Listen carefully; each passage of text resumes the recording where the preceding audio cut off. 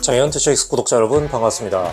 홈캐스터입니다. 5월 8일자 기준 롯데자이언츠 선발 5인 로테이션 중 6이닝 3자책 이어, 그러니까 퀄리티 스타트 피칭에 성공한 투수는 유일무이하게 나균환 선수가 6차례 등판 중 달성한 4회가 전부인데요.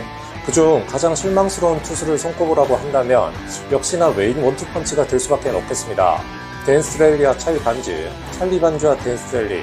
사실 지난해 스트렐리 선수야 대체 웨인으로 합류해서 후반기에 그 가능성을 보여줬다라고 볼 수도 있겠지만, 앞전에 그것도 정확히 3년 전인 2020년도에 두산의 라울 알칸타라와 쌍두마차에 최고의 투수로 손꼽히던 언터처블 피처였는데요. 그만큼 한국 프로야구인 KBO 리그에 최적화된 투수로 위기 상황일 때 더 공격적으로 포심을 구석구석 찔러 넣었던 배짱과 더불어 자신의 위닝샷인 슬라이더를 비롯 체인지업과 커브 등 다양한 구종을 원하는 대로 찔러 넣으며 승승장구를 했던 이력이 있는 투수였습니다.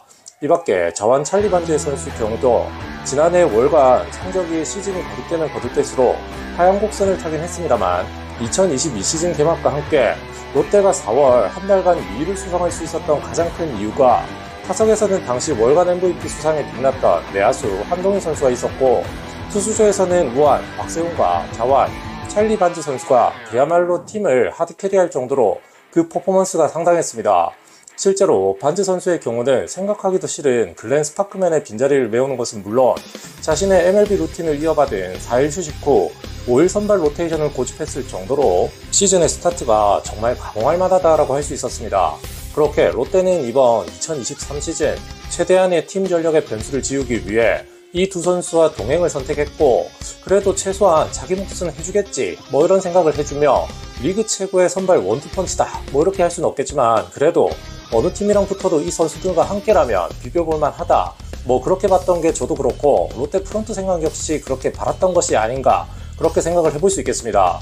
올 시즌 연봉만 봐도 스트렐리 선수가 100만 달러에 반즈 역시 최대 125만 달러 수준이니 신규 웨인의 맥시멈 몸값이 100만 달러라고 하는 점을 고려해 본다면 파격적인 대우라고도 볼 수 있겠죠. 일단 롯데 구단은 당장은 교체 없이 그대로 간다라고 하는 입장을 밝혔습니다.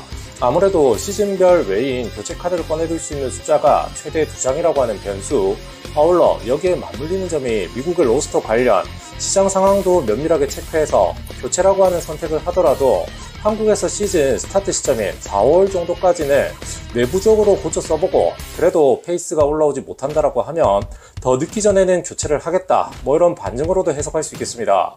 그러니까 당장의 교체는 없되 이 선수들이 반등 없이 시장 상황이 구단 내부에서 위시리스트 중 누군가 시장에 매물로 나오면 바꾸겠다 이런 식의 해석 또한 가능하다고 할 수 있겠는데요. 어쨌든 여러 우천 날씨를 포함 구단의 내부 사정을 고려해서 팀제 1선발 댄 스트렐리 선수는 4월 26일 하나전에 던진 3이닝을 끝으로 무려 2주 만에, 정확히는 13일 만에 5월 9일 두산전의 경기를 나설 계획이 되겠습니다.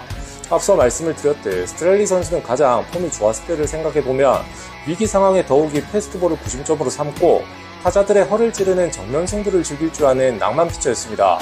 실제로 2020 시즌 포심의 평균 구속은 145km였고 구사율은 약 42%. 자, 그러나 올 시즌의 경우 포심의 평균 구속은 3km가 하락한 142km에 그치며 구사율 역시도 38%로 하락했는데요.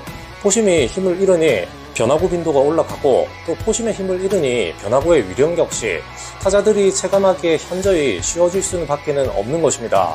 자, 따라서 5월의 털보 피칭에서 주목해봐야 될 점은 역시나 포심 패스트볼의 구속과 구위의 회복력, 이 부분을 통해 반등의 여지를 얼추 가늠을 할 수 있을 것으로 소개드릴 수 있을 것 같고요. 이 밖에 반즈 선수의 경우는 여러가지 문제점이 있겠지만 역시나 가장 큰 숙제는 사사구로 인한 자멸입니다. 지난해 반즈는 9이닝당 사사구 개수가 2.27개로 상당히 커맨드가 뛰어난 피처로 평가받았으나 올 시즌의 경우는 6.16개로 배가 넘는 수치로 이닝당 출루 허용률인 WHIP가 자그마치 2.16개로 반즈가 등판하는 경기가 3시간 정도였다라고 치면 실제로 1시간 롯데가 공격하고 2시간은 수비만 하다가 끝났다 이렇게 말씀을 드릴 정도로 보는 입장에서도 상당히 지치는 앞선 4경기를 소화했는데요.